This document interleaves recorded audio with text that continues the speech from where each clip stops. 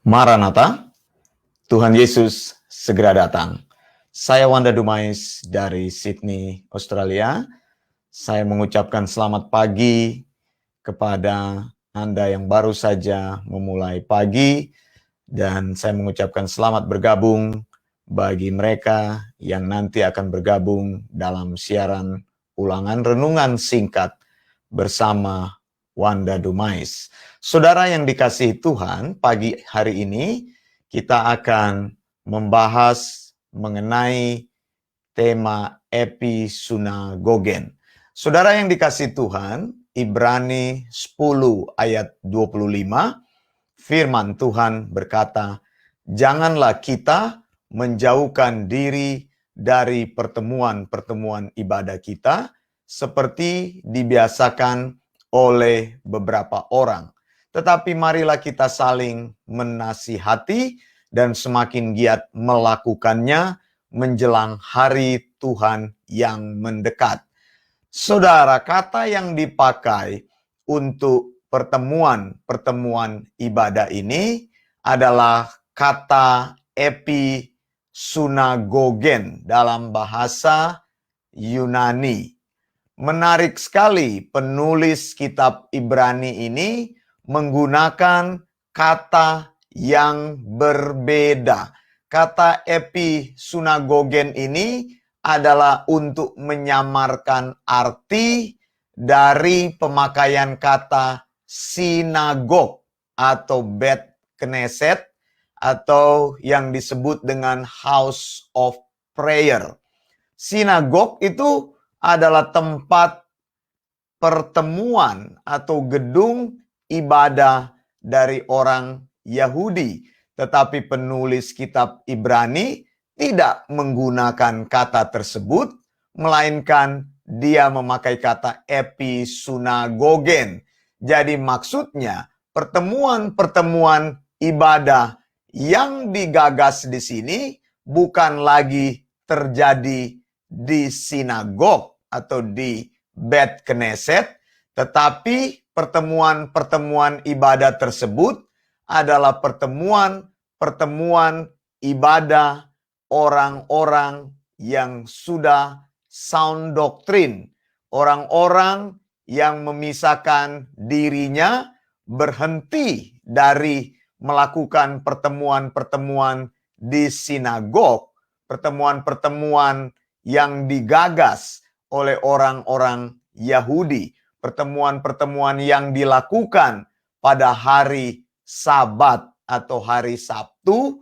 Tetapi di sini Alkitab katakan, Ibrani 10 ayat 25, pertemuan-pertemuan ibadah itu adalah pertemuan-pertemuan jemaat yang sound doktrin.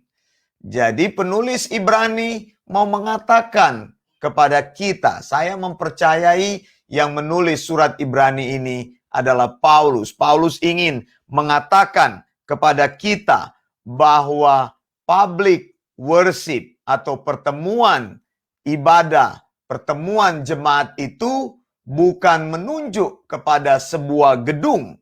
Itu sebabnya dia menghindari pemakaian kata sinagog, tetapi dia memakai kata episunagogen. Episunagogen adalah pertemuan-pertemuan jemaat yang alkitabiah, jemaat yang sesuai dengan ajaran yang sehat. Jadi mereka tidak lagi disarankan untuk bertemu di satu gedung, bukan gedung yang besar yang menjadi sebuah ikon daripada ibadah. Jemaat yang lahir baru tidak ditandai dengan ikon ibadah. Jadi mereka tidak mengurusi mengenai gedung. Begitu, saudara. Bukan gedung yang menjadi prioritas. Banyak sekali orang seumur hidupnya dia memprioritaskan gedung. Baru berdiri, jemaat berapa orang, lalu mulai pikirkan bagaimana membuat gedung gereja yang besar. Bukan itu yang menjadi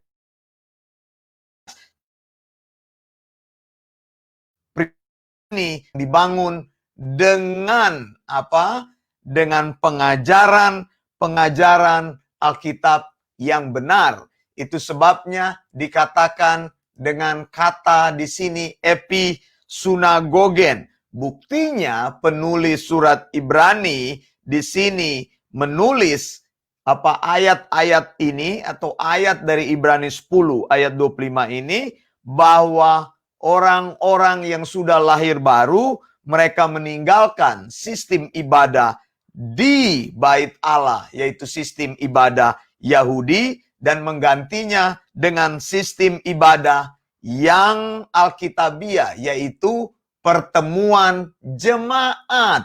Paulus banyak menyinggung hal ini. Jadi pertemuan-pertemuan ibadah yang lahir baru itu disebut dengan pertemuan jemaat, bukan datang pergi ke satu gedung, bukan mengagungkan gedung tersebut, bukan menikmati fasilitas gedung itu, gedung yang besar atau gedung yang mempunyai berbagai fasilitas dengan kursi yang bagus, musik yang bagus. Tidak, saudara, tapi dikatakan di sini episunagogen, yaitu pertemuan-pertemuan ibadah jemaat yang lahir baru, ditandai atau ciri khasnya adalah pengajaran yang Alkitabiah, yang sound doctrine. Ini yang paling penting dalam sebuah pertemuan ibadah, bukan gedung yang besar, bukan musik yang bagus,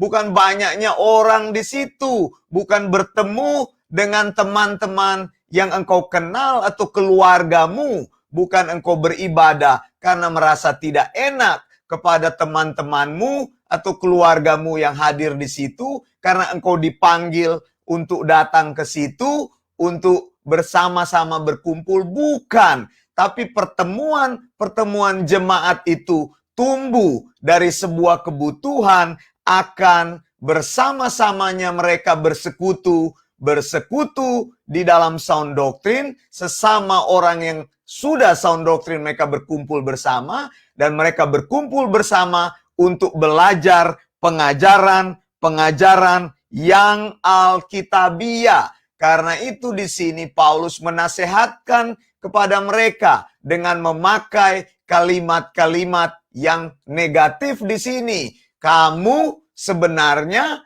harus menjauhkan diri dari ibadah-ibadah yang bersifat lahiriah, tetapi kamu jangan menjauhkan diri dari pertemuan-pertemuan ibadah yang mengajarkan sound doctrine. Karena apa? Karena pengajaran rasul-rasul menjadi pengajaran yang menjadi dasar yang diletakkan bagi jemaat Tuhan. Nah, saudara yang dikasihi Tuhan, jemaat Tuhan itu dibangun di atas pengajaran rasul-rasul. Mengapa? Karena rasul-rasul adalah orang-orang yang menerima pengajaran langsung dari Yesus. Karena itu di Kisah Para Rasul 2 ayat 42 dikatakan mereka bertekun di dalam pengajaran. Saudara, lalu di dalam Matius juga pengajaran rasul-rasul, Kisah Rasul 2 ayat 42. Saya menekankan kata pengajaran. Di dalam Matius 28 juga Yesus menyampaikan, ajarkanlah mereka untuk melakukan apa yang aku katakan. Pengajaran lagi ditekankan di situ. Jadi pertemuan-pertemuan jemaat gereja yang Alkitabiah didasarkan pada pengajaran, pada didaskalia. Saudara, kalau engkau bersekutu bersama, carilah pengajaran yang sehat. Bukan karena engkau ingin bersekutu dengan teman atau keluarga. Tapi kalau tidak ada ajaran yang sehat di situ, buat apa bertahan di tempat seperti itu? Paulus sendiri memperingatkan, kita harus giat menasehati, kita giat melakukan pertemuan-pertemuan ibadah yang lahir baru, yang Alkitabiah, yang sound doctrine. Karena Tuhan sebentar lagi akan datang. Karena itu kita harus menunjukkan jati diri kita menunjukkan bahwa kita adalah orang-orang yang senantiasa meneruskan pengajaran tabiat ini di dalam gereja perjanjian baru adalah pertemuan ibadah yang mengajar. Mengajar apa? Mengajar sound doctrine. Kalau tidak ada pengajaran di situ, tinggalkan pertemuan-pertemuan ibadah itu. Karena pertemuan-pertemuan ibadah itu adalah pertemuan-pertemuan ibadah yang mati.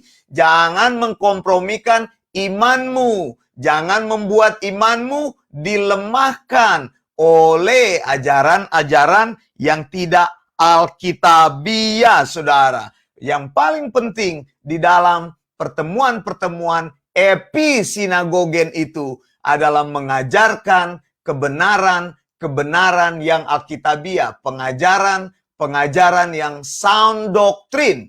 Alkitab katakan ini sudah dibiasakan oleh beberapa orang, saudara, bukan oleh kumpulan banyak orang. Gereja perjanjian baru, pertama mereka beribadah ketika disampaikan firman Tuhan Ibrani 10 ayat 25 ini. Kitab Ibrani ditulis kurang lebih di akhir tahun 64 dan di akhir tahun 63, di awal tahun 64 atau memasuki tahun 64 Masehi. Kita tahu di masa itu kaisar yang memerintah atau yang menjadi pemerintah pada zaman gereja mula-mula itu adalah Kaisar Nero. Kaisar Nero terkenal dengan tiraninya. Kaisar Nero terkenal dengan kebenciannya kepada orang percaya. Itu sebabnya orang percaya mengalami tekanan, terjadi anti kekristenan yang besar sekali di masa surat Ibrani ini ditulis. Itu sebabnya Paulus berkata, jangan kamu menjauhkan diri. Apapun yang terjadi, berdirilah teguh. Carilah pertemuan-pertemuan ibadah yang mengajarkan engkau mengenai Kristus yang sepenuh-penuhnya. Carilah pertemuan-pertemuan ibadah yang mengajarkan Injil yang penuh. Bukan hanya namanya Injil sepenuh, tetapi pengajarannya juga adalah pengajaran yang sound doctrine. Kalau engkau tidak mendapatkan pertemuan yang alkitabiah itu, jangan bertahan di situ. Cari sound doctrine itu. Kalau engkau belum bisa mengadakan pertemuan yang alkitabiah itu, engkau terus belajar sound doctrine, engkau tularkan sound doctrine, ajarkan kepada orang lain, sehingga terbentuk 2-3 orang, lalu Tuhan Yesus katakan, di mana ada 2-3 orang, itu sudah memenuhi public worship, sudah memenuhi kata episinagogen. Jadi di sini Alkitab katakan sekali lagi, Ibrani 10 ayat 25, janganlah kita menjauhkan diri dari pertemuan-pertemuan ibadah kita atau episinagogen seperti dibiasakan oleh beberapa orang. Pertemuan-pertemuan ibadah gereja sound doctrine tidak mengutamakan banyaknya jemaat, tetapi mereka mengutamakan pengajaran Alkitab, pengajaran sound doctrine, pengajaran yang alkitabiah, ada didaskalia, saudara. Jadi saya mau menasihatkan kepada engkau, setiap engkau yang membuat pertemuan-pertemuan episinagogen, pertemuan-pertemuan ibadah, sampaikanlah sound doctrine, eksegesis ayat dengan tepat, sampaikan pengajaran-pengajaran dari Tuhan, supaya orang-orang itu mengenal ajaran yang sehat, bertumbuh di dalam ajaran sehat, berdiri teguh. Karena apa? Semakin dekat kedatangan Tuhan. Bahkan Alkitab katakan jangan berjauhan, jangan menjauhkan diri, jangan berhenti apapun yang terjadi. Gereja perjanjian baru di tahun 63-64 ini mengalami tekanan yang luar biasa, tetapi disampaikan oleh penulis Ibrani. saling melakukan ini dan semakin giat melakukannya. Tidak berhenti oleh setiap tantangan yang ada, tidak berhenti oleh setiap hal yang menggentarkan imanmu, tetapi ajarkan terus pengajaran-pengajaran yang sound doctrine menjelang kedatangan Tuhan. Ajaran yang benar akan menghasilkan umat yang benar. Ajaran yang benar akan menghasilkan praktek beriman yang benar. Dan ajaran yang benar, sound doctrine itu dari sendiri apa dari Sydney, Australia. Maranatha, Tuhan Yesus segera datang.